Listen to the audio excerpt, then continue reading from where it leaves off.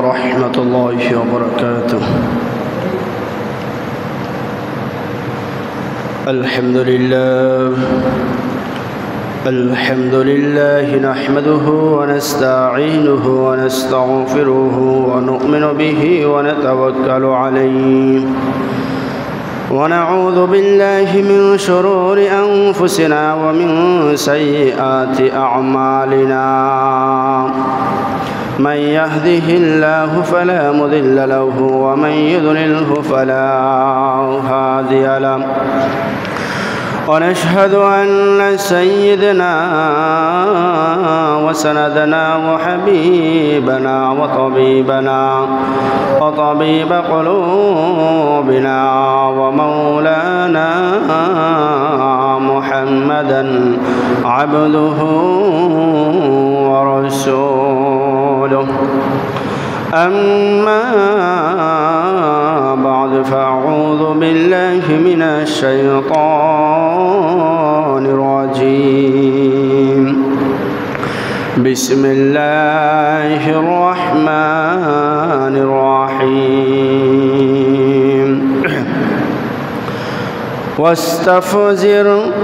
واستفزز من استطعت منهم بصوتك وأجلب عليهم بخيلك ورجلك وشاركهم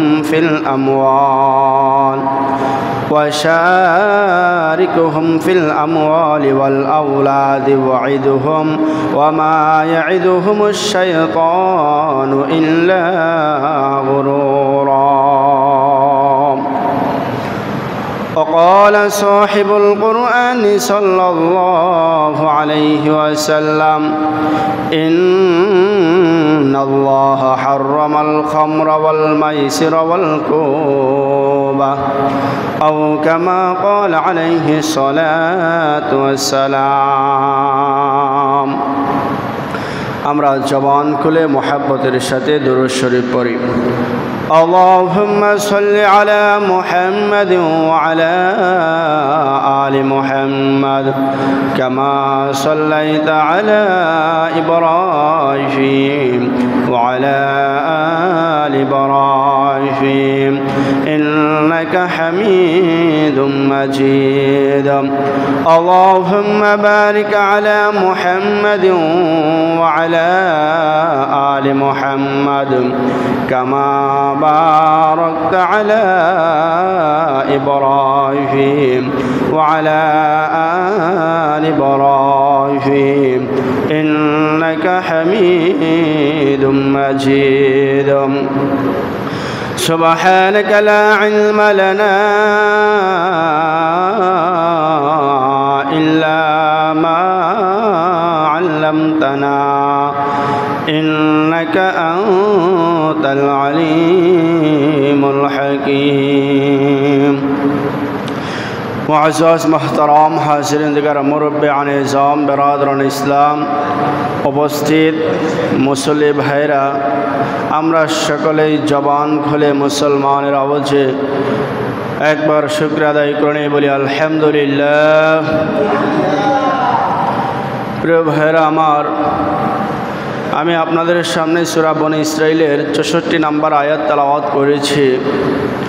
আল্লাহর হাবিবের অসংখ্য অগণিত হাদিস থেকে একটি ছোট্ট হাদিস আপনাদের সামনে পেশ করেছি। মহান রব্বুল আলামিন যদি আমাকে তৌফিক দান করেন, উক্ত আয়াতের উপর এবং হাদিসের উপর ভিত্তি করে কিছু আলোচনা করব। আমা তৌফিক ইল্লা বিল্লাহ। প্রিয় ভাইরা আমার, আজকে আমার আলোচনার মূল বিষয় হলো গান বাদ্য বাজনা সম্পর্কে আলোচনা করা। ইসলামে গান জায়েজ আছে কিনা, শরীয়তে গান বৈধ কিনা, এ সম্পর্কে আলোচনা করা। আল্লাহ তাআলা কোরআনের মধ্যে ফাহিশা শব্দ উচ্চারণ করেছেন। আল্লাহ তাআলা কোরআনের মধ্যে ফাহিশা শব্দ নিয়ে এসেছেন। আল ফাহিশা 4টি অক্ষর। চারটা অক্ষর আপনারা শুনেছেন, আমি তেলাওয়াত করেছি। এই জন্য আল্লাহ তাআলা আমাদের সবার আমল নামায় 40টা নেকি দিয়েছেন। সুবহানাল্লাহ। এটার অর্থটা খারাপ, কিন্তু এটা কোরআনের আয়াতের তো অংশ। কি বলেন? এটা আয়াতের অংশ না? আল ফাহিশ এটা কোরআনের আয়াতের একটা অংশ।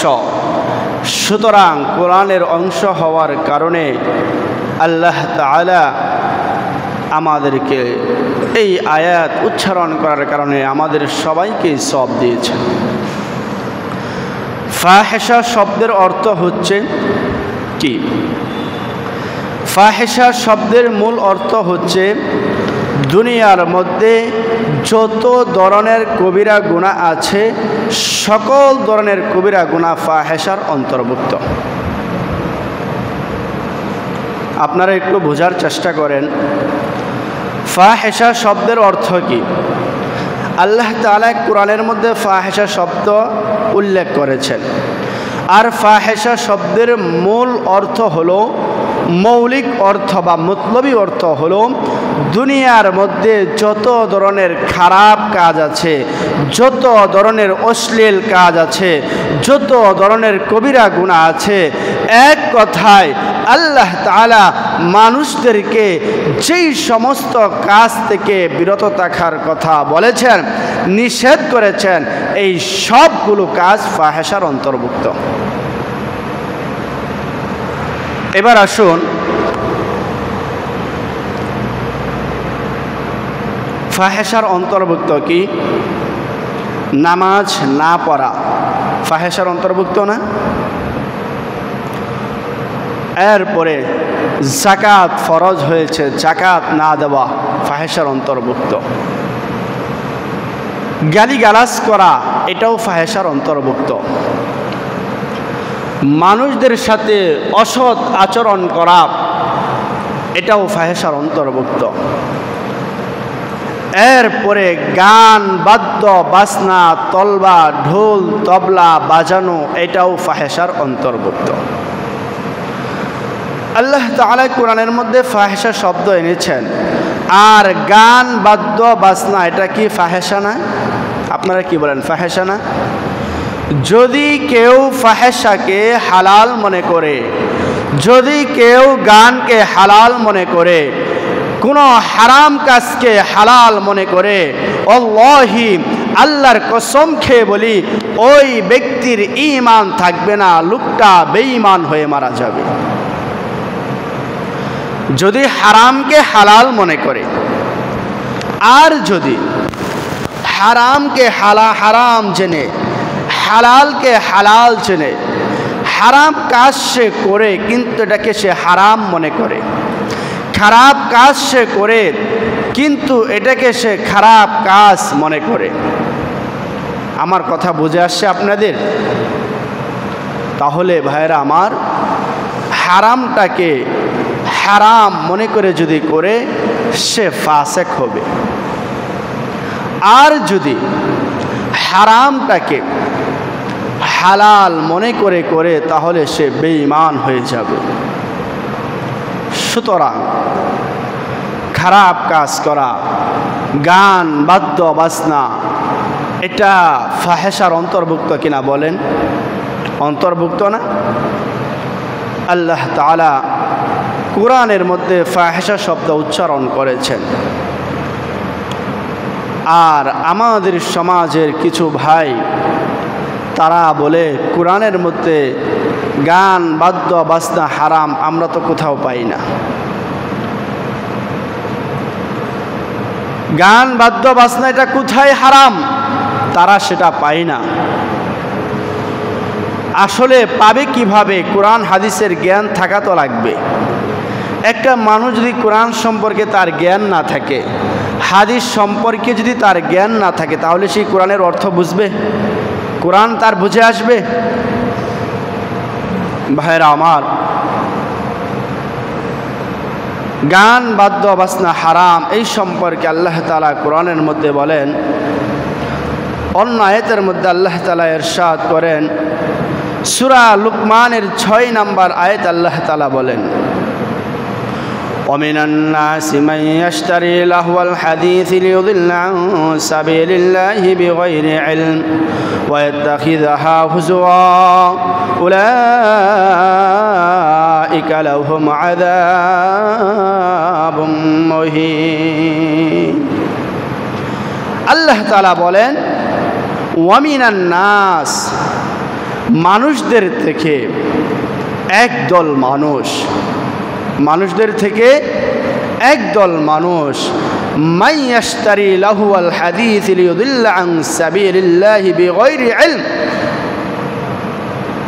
আল্লাহ তাআলার পথ থেকে গুমরাহ করে আল্লাহ তাআলার সঠিক পথ থেকে গুমরাহ করে তাদেরকে অবান্তর কথা লাহওয়াল হাদিস শব্দের অর্থ হচ্ছে অবান্তর কথা অশ্লীল কথা খারাপ কথা আর এটার ব্যাখ্যা হলো গান বাদ্য বাজনা এইগুলো মানুষদেরকে এই লাহওয়াল হাদিস অনর্থক কথা গান বাদ্য বাজনা ঢোল তবলা এইগুলো সংগ্রহ করছে এক শ্রেণীর মানুষ আল্লাহ তাআলা বলেন শুধু তাই নয় ওয়ায়াত্তাখিদাহা হুজুয়া এই গান বাদ্য বাজনাকে অনর্থক অশ্লীল কথাগুলোকে তারা ঠাট্টা হিসাবে গ্রহণ করছে উলাইকা লাহুম আযাবুম মুহিন আল্লাহ বলেন তাদের জন্য রয়েছে লাঞ্ছনা অপদস্থজনক শাস্তি এই আয়াতটা সূরা লুকমানের 6 নম্বর আয়াত নাসিল হওয়ার একটা প্রেক্ষাপট আছে প্রেক্ষাপটটা হলো নজর ইবনে হারেস একটা মুশরিক সেই নজর ইবনে হারেস সে যখন দেখলো মানুষ কোরআনের প্রতি আসক্ত কোরআনের প্রতি মানুষের ভালোবাসা মানুষের টান কোরআনের প্রতি এটা যখন সে দেখলো তখন মিশর থেকে চমৎকার গায়িকা আমাদের সমাজে গায়িকা আছে না দেশে শিল্পী আছে না যারা গান বাদ্য বাজনা করে যে শিল্পী আছে নজর ইবনে হারেসা একটা শিল্পী মিশর থেকে নিয়ে আসছে আসার পরে মানুষদেরকে বলে বেড়াচ্ছে তোমরা মুহাম্মদের কোরআন তেলাওয়াত শোনো তার কোরআন শোনার কারণে তোমাদেরকে নামাজ পড়তে হয় যাকাত দিতে হয় এরপরে তোমাদেরকে নিজেদের প্রাণ বিসর্জন দিতে হয় এত কষ্ট করতে হয় এর চাইতে ভালো আমি গায়িকা নিয়ে এসেছি তার থেকে তোমরা মধুর সুরে গান শোনো তার থেকে গান শুনে আনন্দ উল্লাস করো তোমাদের কোনো বিনিময় দিতে হবে না এক মুশরিক মক্কার মানুষদেরকে বলে বেড়াচ্ছে যখন সে মানুষদেরকে এভাবে গান বাদ্য বাজনার দিকে আহ্বান করছে ডাকছে এই মুহূর্তে আল্লাহ তাআলা এই আয়াত নাযিল করে বলেন ওয়ামিনান নাসি মান ইয়াশতারি লাহুল হাদিস লিয়ুদিল্লা আন সাবিলিল্লাহ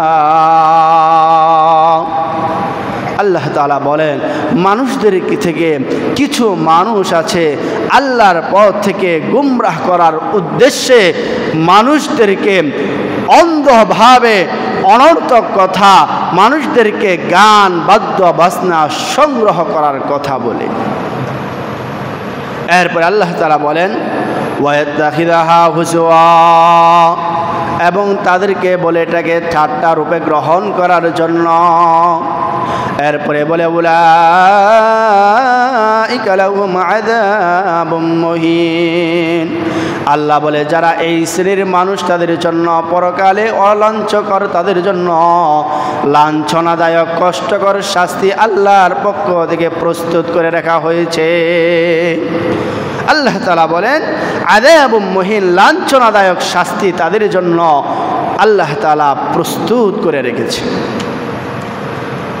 এই আয়াতের ব্যাখ্যা ইবনে আব্বাস যাকে আমরা রইসুল মুফাসসির বলি তাফসীরের প্রধান যাকে বলা হয় তিনি এই আয়াতের ব্যাখ্যা করে বলেন লাহওয়াল হাদিস শব্দের উদ্দেশ্য হলো গান বাদ্য বাজনা করা, এরপরে গায়িকা ক্রয় বিক্রয় করা।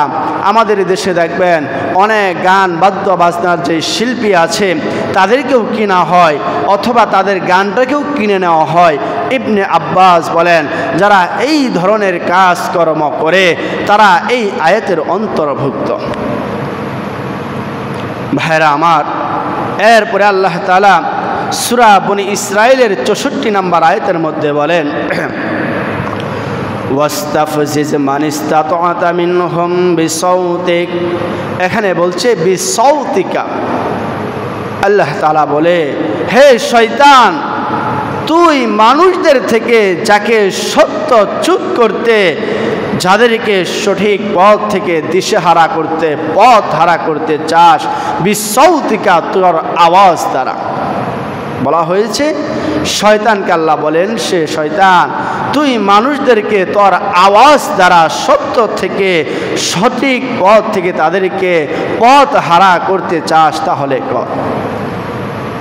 এরপরে বলেন, ওয়া আজলিবা আলাইহিম বিখাইলিকা ওয়া রাজিলিকা, এবং যাদেরকে তোর অশ্বারোহী এবং পদাতিক বাহিনীর দ্বারা, যাদের বিরুদ্ধে পদাতিক বাহিনী দ্বারা, অশ্বারোহী বাহিনী দ্বারা যাদেরকে আক্রমণ করতে চাস কর। এটার ব্যাখ্যা অনেক লম্বা ব্যাখ্যা, আমি আপনাদেরকে সংক্ষিপ্তভাবে বোঝানোর চেষ্টা করব। এক নম্বর হলো বিসৌতিকা, শয়তানকে আল্লাহ বলছে তোর আওয়াজ দ্বারা। সৌত শব্দের অর্থ হচ্ছে আওয়াজ। ইবনে আব্বাস রাদিয়াল্লাহু আনহু এই আয়াতের ব্যাখ্যায় বলেন, বিসৌতিকা, শয়তানের আওয়াজ দ্বারা উদ্দেশ্য হলো শয়তানের যেই খারাপ কথাগুলো আছে, গান বাদ্য বাজনা, রং তামাশা, ঢোল তবলা, এইগুলো হচ্ছে বিসৌতিকার দ্বারা উদ্দেশ্য। বিসৌতিকার দ্বারা উদ্দেশ্য হলো গান বাদ্য বাজনা, ঢোল তবলা, এরপর রং তামাশা। ভাইরা আমার, এরপরেও কিছু পথ হারা মানুষ বলবে আমরা কোরআনের কোথাও গান হারাম, আল্লাহ গান বলেছেন শোনা যাবে না, গান গাওয়া যাবে না, এই ধরনের কথা আমাদের দেশের অনেক মানুষেরাও বলে। এরপরে আল্লাহ তাআলা বলেন, ওয়া আজলিবা আলাইহিম বিখাইলিকা ওয়া রাজিলিকা, শয়তানকে বলছে তুই যাকে চাস অশ্বারোহী এবং পদাতিক বাহিনী দ্বারা আক্রমণ কর। অশ্বারোহী এবং পদাতিক বাহিনী দ্বারা উদ্দেশ্য হলো কাফিরদের পক্ষ হয়ে মুসলমানদের বিরুদ্ধে যারা যুদ্ধ করে তাদেরকে উদ্দেশ্য করা হয়েছে, অর্থাৎ যারা মুসলমানের বিপক্ষে যে যুদ্ধ করে তাদেরকে বলা হয়েছে। এরপর আল্লাহ বলেন, ওয়াশারিকুহুম ফিল আমওয়াল, এবং তাদের ধন সম্পদের মধ্যে শরিক হয়ে যা। শয়তানকে আল্লাহ বলছে তাদের ধন সম্পদের মধ্যে শরিক হয়ে যা। ধন সম্পদে শরিক হয়ে যাওয়ার উদ্দেশ্য হলো, ইবনে আব্বাস রাদিয়াল্লাহু আনহুমা বলেন যে মানুষ যে টাকা পয়সা উপার্জন করে, এই টাকা পয়সাগুলো হারাম পন্থায় উপার্জন করা, হারাম পন্থায় ব্যয় করা, গান বাদ্য বাজনার পথে টাকা পয়সা ব্যয় করা, হারাম পন্থায় উপার্জন করা, এটা হচ্ছে এই আয়াতের উদ্দেশ্য। যে শয়তান মানুষের সাথে সম্পৃক্ত হয়ে, শয়তান মানুষের টাকা পয়সার মধ্যে শরিক হয়ে মানুষদেরকে খারাপভাবে টাকা পয়সা উপার্জন করতে উৎসাহ প্রদান করে। এরপর আল্লাহ তাআলা বলেন, ওয়াল আওলাদ, এবং সন্তানাদির শরিক হয়ে যা। বলবেন হুজুর, শয়তান আবার সন্তানাদির শরিক হবে কিভাবে? আল্লাহ তাআলার এই আয়াতের ব্যাখ্যা ইবনে আব্বাস বলেন যে এই ওয়াল আওলাদ দ্বারা উদ্দেশ্য হলো শয়তান মানুষের সাথে মিশ্রি হয়ে, মানুষের সাথে মিশ্রণ করে জারজ সন্তান জন্ম দেওয়া, জেনা ব্যভিচারে লিপ্ত হয়ে সন্তান জন্ম দেওয়া, এটা হলো এটার উদ্দেশ্য। এরপরে বলে, ওয়াইদুহুম ওয়া মা ইয়াইদুহুমুশ শাইতানু ইল্লা গুরুরা, শয়তান মানুষদেরকে যে ওয়াদা দেয় এটা প্রতারণা ছাড়া কিছুই না। ভাইরা আমার, শয়তান আমাকে আপনাকে পথ থেকে, সঠিক পথ থেকে পথ হারা করতে চায়। মানুষদেরকে গান বাদ্য বাজনার প্রতি উৎসাহ প্রদান করে শয়তান। আমাদেরকে আল্লাহ তাআলা, আর মানুষের তো একটা রোগ আছে, আমরা সবাই জানি রোগটা হলো, মানুষদের রোগ হলো আল্লাহ তাআলা মানুষদেরকে যেই দিকে নিষেধ করেন তারা সেই দিকে বেশি ধাবিত হয়। এটা মানুষের একটা রোগ। যে কোনো মানুষকে আপনি নিষেধ করবেন একটা, তার ওটার প্রতি বেশি আকর্ষণ থাকবে।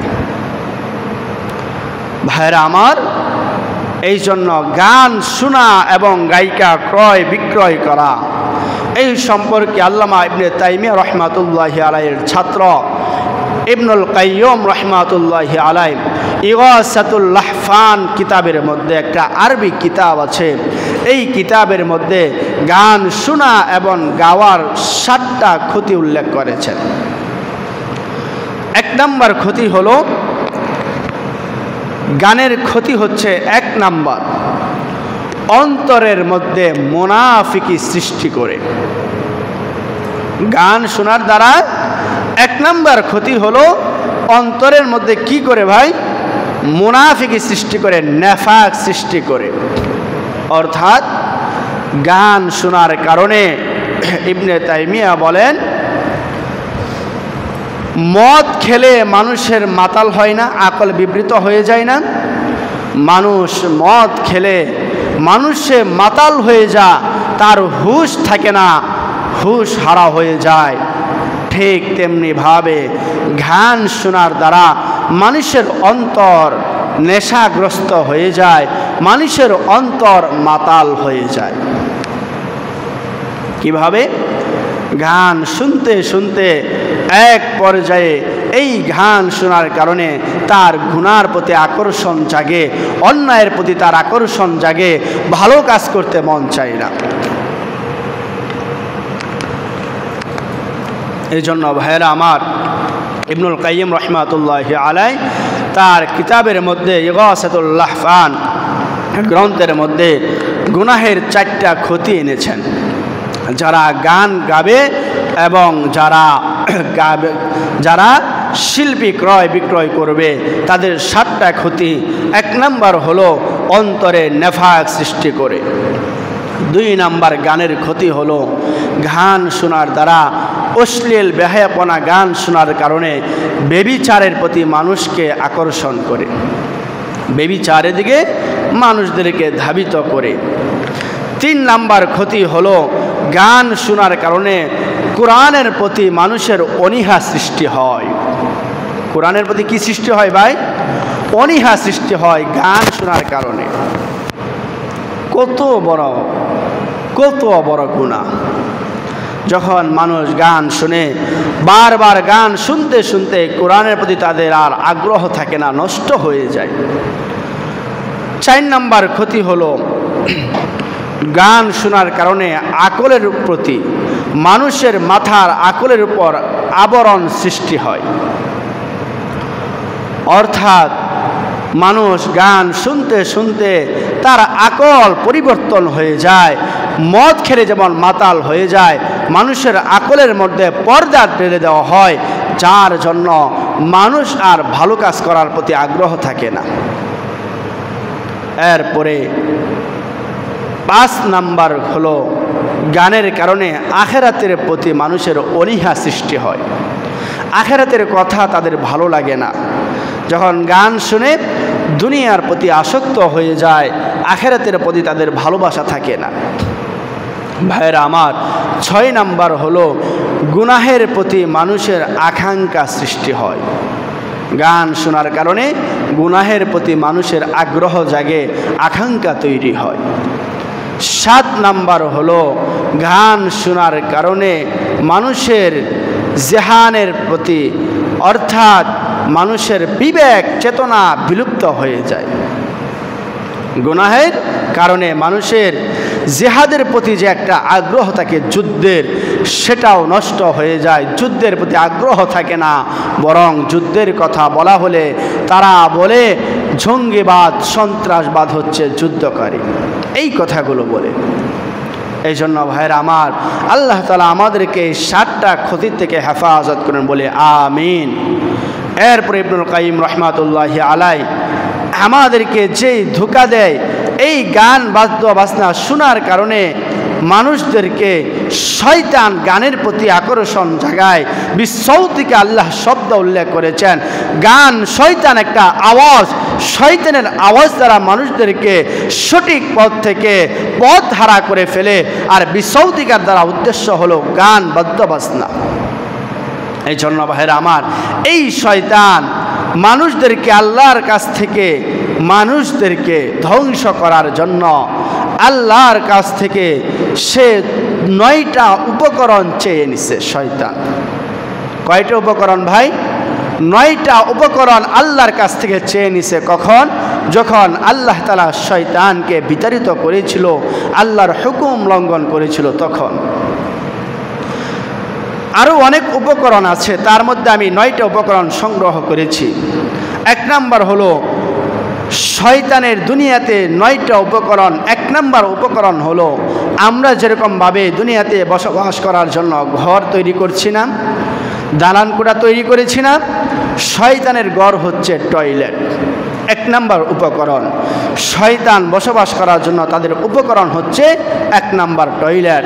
এই জন্য যারা বাথরুমে যাবে, বাথরুমের একটা দোয়া আছে, এটা না করলে মানুষ বাথরুমে যাওয়ার পরে শয়তান মানুষের লজ্জাস্থান নিয়ে খেলাধুলা করে, আর এটার কারণে এক ধরনের যৌন রোগে মানুষ আক্রান্ত হয়।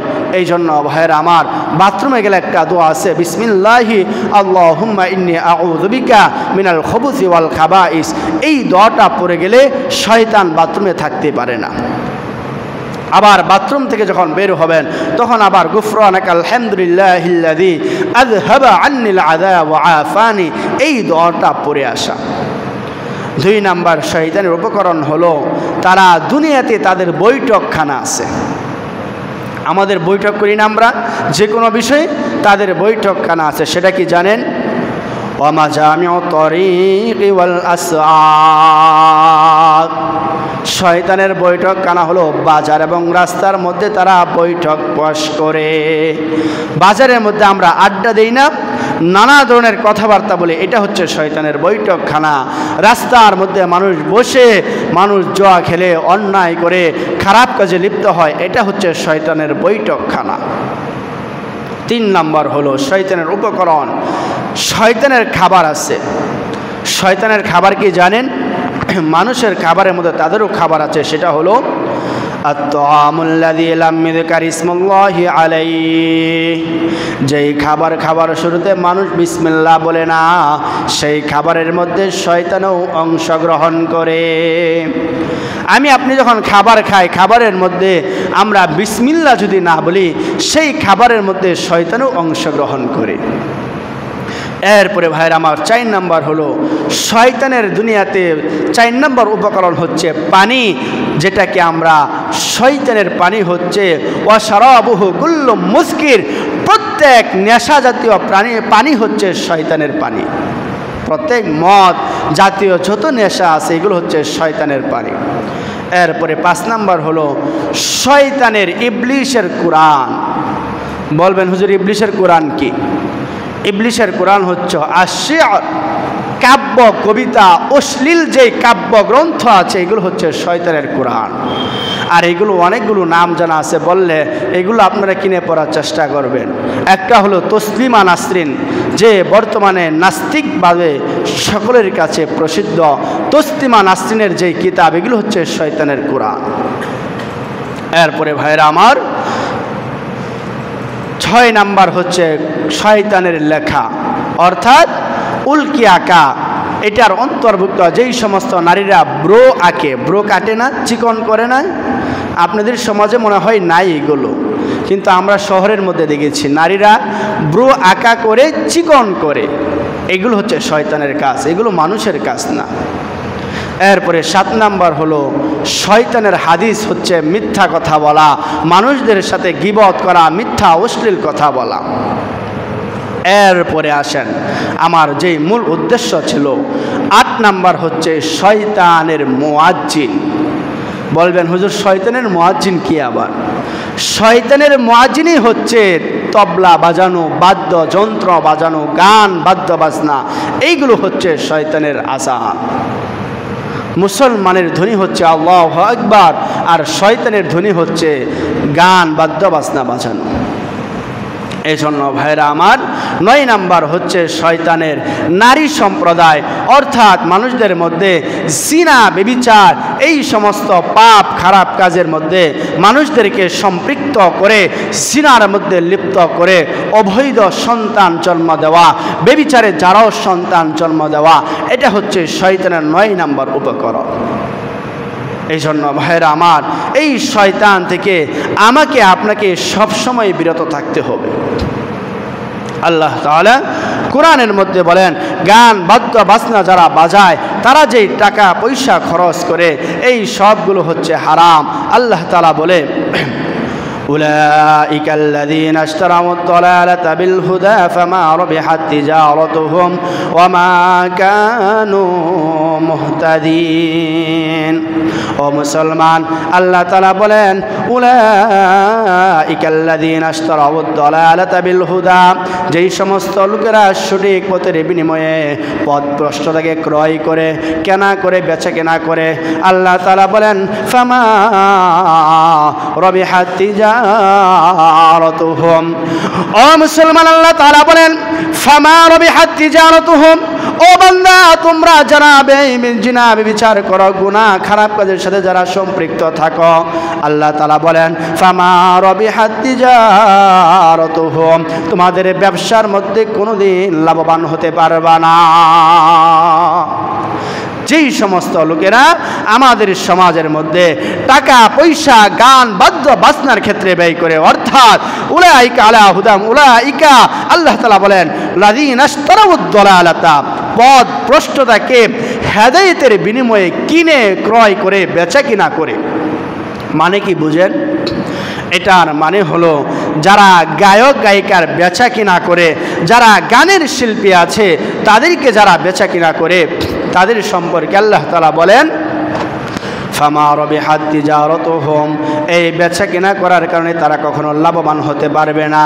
শুধু তাই নয়, আল্লাহ তাআলা বলে ওয়ামা কানু মুহতাদিন, এই ধরনের লোকেরা জীবনে কোনোদিন হেদায়েত প্রাপ্ত হবে না।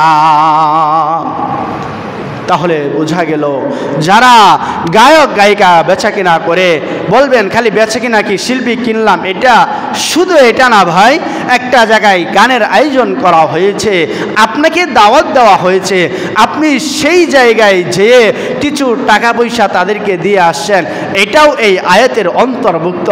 এই আয়াতের ব্যাখ্যার মধ্যে এটাও অন্তর্ভুক্ত হয়। বোঝা গেল গান বাদ্য বাজনা যারা করবে সেখানেও শরীক হওয়া যাবে না, সে জায়গায়ও টাকা পয়সা দেওয়া জায়েজ হবে না। আপনাকে আমাকে যদি দাওয়াত দেয়, কেন যাব ভাই, একটা বাহানা ধরে সেখান থেকে চলে আসেন। এজন্য গান বাদ্য বাজনা যারা করে তারা হারাম কাজের সাথে জড়িত থাকে, যারা এটাকে সহযোগিতা করবে তারাও হারাম কাজের সাথে সম্পৃক্ত থাকবে। আল্লাহ তাআলা বলেন ইন্নাশ শাইতানা লাকুম আদুউন ফাত্তাখিযুহু আদুওয়া। ও মুসলমান, আল্লাহ তাআলা বলে তোমরা শয়তানকে বন্ধু রূপে গ্রহণ করো না। ও মুসলমান, আল্লাহ তাআলা ইন্নাশ শাইতানা লাকুম আদুউন, নিশ্চয়ই শয়তান তোমাদের জন্য স্পষ্ট শত্রু। সুতরাং আল্লাহ বলেন ফাত্তাখিযুহু আদুওয়া, তোমরা শয়তানকে শত্রু হিসাবেই গ্রহণ করো। শয়তানকে বন্ধু বানায়ো না, শয়তানকে তোমরা শত্রু হিসাবেই গ্রহণ করো। কেন করবা জানো? আল্লাহ তাআলা বলেন ইন্নামা ইয়াদউ হিজবাহু লিয়াকুনু মিন আসহাবিল বিসাঈর। মুসলমান ভাইরা আমার, এটা বলার কারণ হলো শয়তান মানুষদেরকে যেই দিকে আহ্বান করে, তাদের দলকে যেই দিকে ডাকে, সেই জায়গাটা কোথায় জানেননি? আল্লাহ তাআলা বলেন লিয়াকুনু মিন আসহাবিস সাঈর, তাদের ঠিকানাটা হলো জাহান্নাম। জাহান্নাম। শয়তান আমাকে আপনাকে জাহান্নামের দিকে রাখবে, গান বাদ্য বাজনার দিকে আমি আপনি যাব। আল্লাহ তাআলা বলেন এই জায়গায় যদি তোমরা যাও তাহলে তোমাদের ঠিকানা কোথায় হবে? আল্লাহ তাআলা বলেন তোমাদের পরিষ্কার বলা হচ্ছে তোমাদের ঠিকানা হচ্ছে জাহান্নাম। এরপরে প্রিয় ভাইরা আমার, হাদিসের মধ্যে আছে রাসূল সাল্লাল্লাহু আলাইহি ওয়াসাল্লাম বলেন عن أبي أمامة رضي الله تعالى عنه قال قال رسول الله صلى الله عليه وسلم أمرني ربي عز وجل بمحق المعازف। আল্লাহর হাবিব বলেন ও মুসলমান, হাদিসের মধ্যে আছে, মিশকাত শরীফের হাদিসের মধ্যে আছে, আল্লাহর হাবিব বলেন আল্লাহ তাআলা আমাকে দুনিয়ার মধ্যে পাঠানোর একমাত্র উদ্দেশ্য হলো গান বাদ্য বাজনা ঢোল তবলা এগুলোকে ভেঙে ফেলার জন্য। আল্লাহ রাসূল বলছেন আমার অনেক রব্বি আযজা ওয়া জাল্লা, আমার রব আমাকে আদেশ করেছে। কেন জানো? আল্লাহ রাসূল বলেন আমার অনেক বিমাহকিল মাআজিফ। মাআজিফ শব্দের অর্থ হচ্ছে ঢোল বাজানো, তবলা বাজানো, এরপরে সেতারা আছে না, একতারা দুতারা এগুলো আছে না, আমাদের দেশে এটাকে কি বলা হয়? এই যে এতটুকু লম্বা যে নিয়ে নিয়ে যে ঘুরে, ভাইরা আমার, এই যে এটাকে বলা হয় গিটার। গিটার বলেন এটাকে, এখন আমরা গিটার বলি, আগে এটাকে বলা হতো একতারা দুতারা তিতারা, এটার নাম ছিল। যাই হোক, আল্লাহর হাবিব বলেন এইগুলো ভাঙার জন্য, এইগুলো আল্লাহ রাসূল বলছেন এইগুলোকে ধুলির সাথে মিশানোর জন্য আল্লাহ আমাকে পাঠিয়েছেন। প্রিয় ভাইরা আমার, অন্য হাদিসের মধ্যে রাসূল বলেন عن ابن عباس رضي الله تعالى عنه قال قال رسول الله صلى الله عليه وسلم إن الله حرم الخير إن الله حرم الخمر والميسر والكوب أو كما قال عليه الصلاة والسلام। আল্লাহর হাবিব বলেন নিশ্চয় আল্লাহ তাআলা মদকে হারাম করেছেন। হারামাল খামর ওয়াল মাইসির, আল্লাহ তাআলা মদ এবং জুয়া খেলা হারাম করেছেন। ওয়াল কুবা, এরপরে বাদ্যযন্ত্র বাজানোকেও আল্লাহ তাআলা হারাম করে দিয়েছেন। রাসূল বলছেন ওয়াল কুবা, কুবা শব্দের অর্থ হচ্ছে বাদ্যযন্ত্র বাজানো। ও ভাই, গান বাদ্য বাজনা বাজানো এটা যে হারাম, এটা কি আমরা বিশ্বাস করি? এটা কি বিশ্বাস করি? আমাদের সমাজে আমরা অন্তত যারা নামাজ পড়ি, যারা এখানে আছি, আমাদের দিলে তো এই বিশ্বাস আছে যে গান বাদ্য বাজনা এটা কখনো হালাল হতে পারে না। এই বিশ্বাস তো অবশ্যই আছে। যদি থাকে তো আলহামদুলিল্লাহ, আর যদি এই বিশ্বাস আমার আপনার মধ্যে যদি না থাকে তাহলে ভাইরা আমার আপনার ঈমান নিয়ে টানা হেঁচড়া লেগে যাবে, আমার আপনার ঈমান আছে কিনা সন্দেহ থাকবে।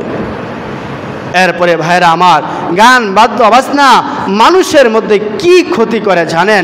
হাদিসের মধ্যে আছে, রাসূল সাল্লাল্লাহু আলাইহি ওয়াসাল্লাম বলেন, বাইহাকি শরীফের হাদিস এবং মিশকাত শরীফের হাদিসের মধ্যে রাসূল বলেন عن جابر رضي الله تعالى عنه قال قال رسول الله صلى الله عليه وسلم।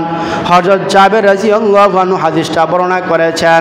আল্লাহ রাসূল সাল্লাল্লাহু আলাইহি ওয়াসাল্লাম বলেন আল গিনাউ ইনবিতুন নিফাক, গান বাদ্য বাজনা বাজানো এটা মানুষের অন্তরের মধ্যে মুনাফিকি সৃষ্টি করে। মুসলমান ভাইয়েরা আমার, যেই সমস্ত লোকেরা গানের সাথে সম্পর্ক রাখবে, গানের সাথে যাদের সহযোগিতা থাকবে, মুসলমান ভাইয়েরা আমার, এই গানের সাথে আপনার আমার সম্পর্ক হওয়ার কারণে তখন আর ইমানের কথা শুনতে ভালো লাগবে না, কোরআন হাদিসের কথা আমার আপনার শুনতে ভালো লাগবে না। শুধু তাই নয়, যখন মানুষ কোরআন হাদিসের আলোচনা করবে, আমার আপনার দিলের মধ্যে শুধু অনাগ্রহ এবং বিরক্তিকর সৃষ্টি হবে।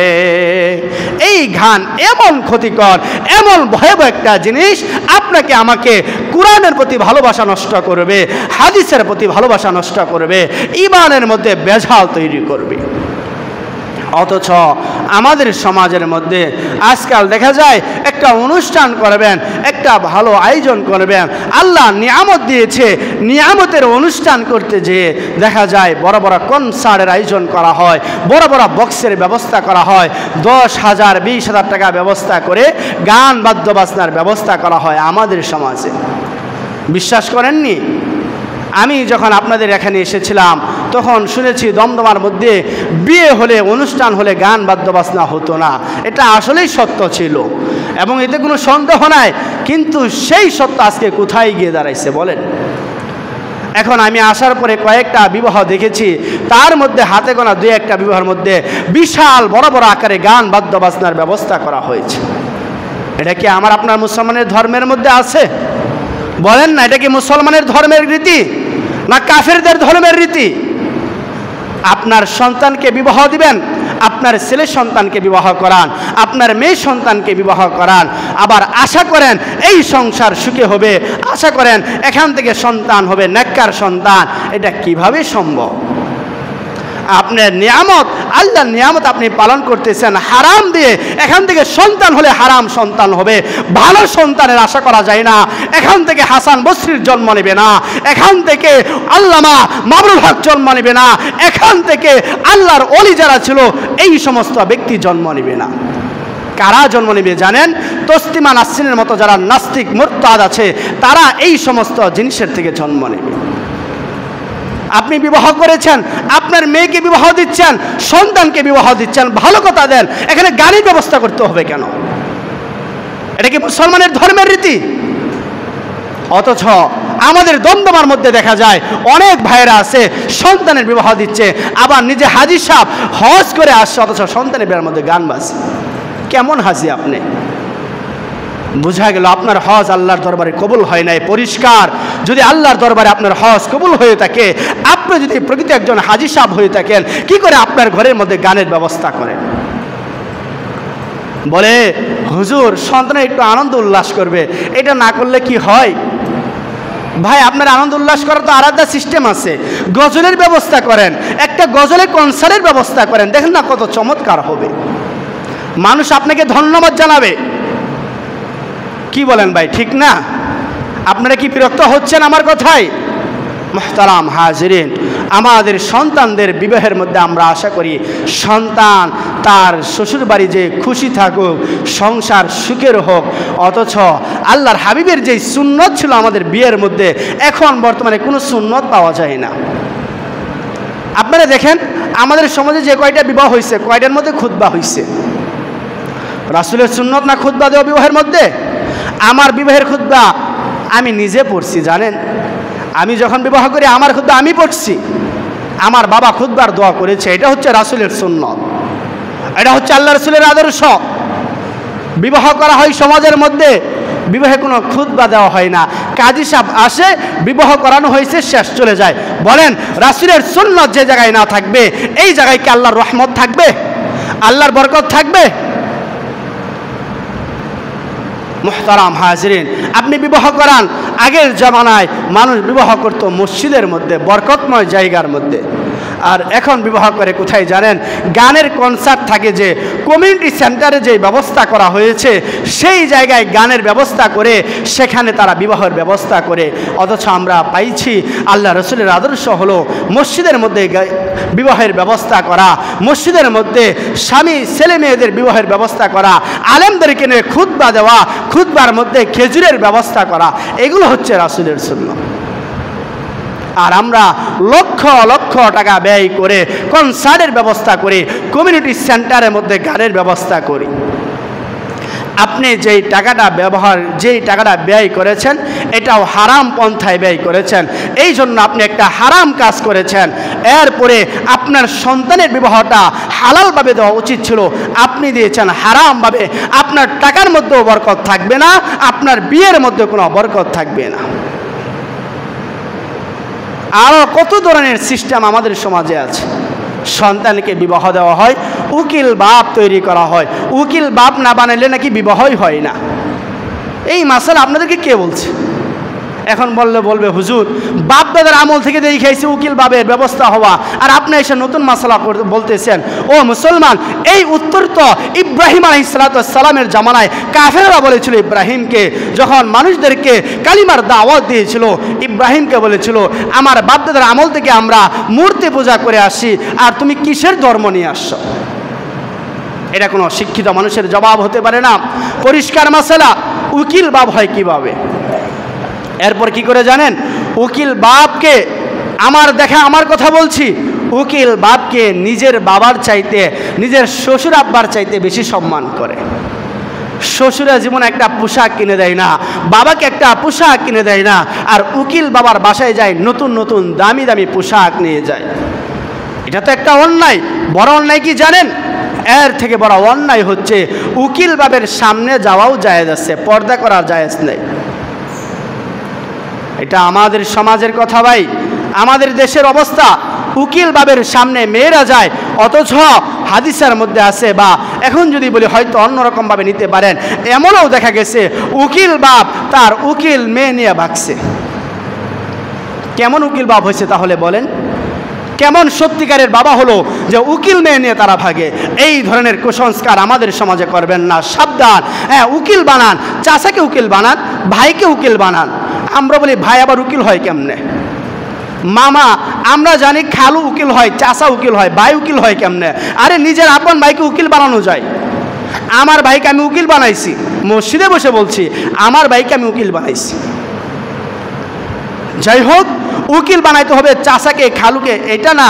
আপনার যারা মাহরাম আছে, মেয়ের যে মাহরাম আছে, আপন ভাই আছে, আপন মামা আছে, ওদেরকে উকিল বানান। এমন ব্যক্তিকে উকিল বানাইন না যাদের সামনে যাওয়া জায়েজ নাই, আর ওদেরকে সম্মান করতে গিয়ে নিজের বাবাকে অপদস্থ করবেন না, শ্বশুরের কথা অমান্য করবেন না। এই বিষয়টা আমরা খেয়াল রাখবো। আরেকটা বিষয় হলো, আমরা বিবাহের মধ্যে ভাই আল্লাহর কাছে, আল্লাহর পক্ষ থেকে আমি আপনাদের কাছে পানা চাই, অনুরোধ করে আপনাদেরকে বিবাহের মধ্যে কোনো ধরনের গান বাজনার ব্যবস্থা করবেন না, কোনো ধরনের গানের ব্যবস্থা করবেন না। এখানে যারা আছেন সবার পরিচয় কি মুসলমান না? বলেন না কেন, পরিচয় কি মুসলমান না?